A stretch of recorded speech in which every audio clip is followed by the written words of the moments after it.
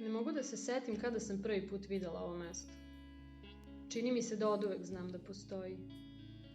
Posle sam shvatila da je to moje oduvek zapravo od 90-ih.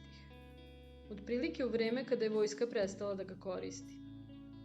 Jasno se sećam da sam ozbiljnije počela da razmišljam o tom prostoru pre 10 godina.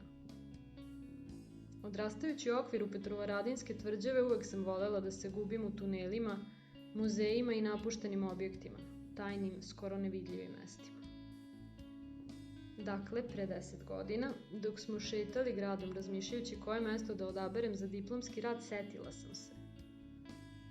Zapravo, brat me je pitao, a šta misliš o onom prostoru pored kapije? Bila sam zapanjena, pa to je to. Kako sam mogla da se ne setim? Oduvek me inspirisao, bio je savršen. Njegova funkcija je bila zaštita Beogradske kapije, ulaza u donji grad Petrovaradinske tvrđave. Spremište baruta smešteno unutra odredilo je specifičan konstruktivni sklop i formu ovog objekta i učinilo ga jedinstvenim.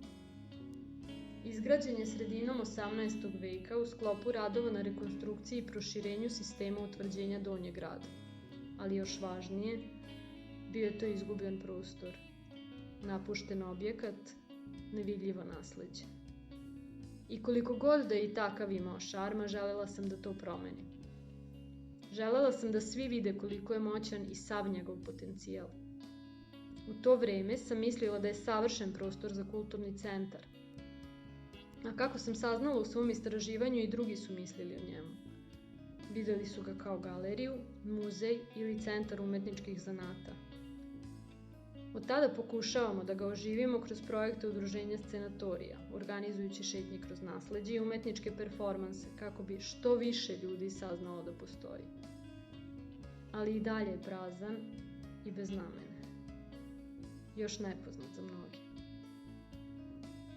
Mislim da je ključno da se ljudi ujedine i urade nešto da bi se desila promena. Šta vi mislite?